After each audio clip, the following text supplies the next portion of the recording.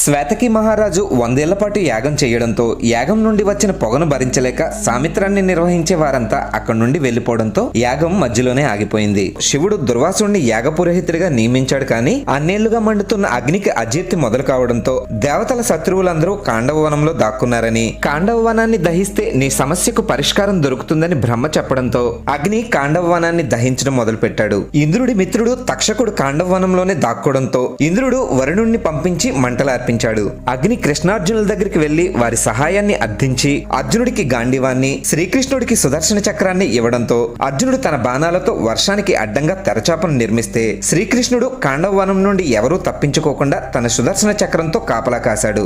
దేవతలంతా కాండవ వనం కాలిపోకుండా కృష్ణార్జునులతో యుద్ధం చేసి ఓడిపోవడంతో మయుడు తనని విడిచిపెట్టమని శ్రీకృష్ణుడిని ప్రాధేయపడ్డాడు. దాంతో శ్రీకృష్ణుడు మయుడిని విడిచిపెట్టి పాండవుల కోసం మైసభను నిర్మించమని మయుడిని ఆదేశించాడు.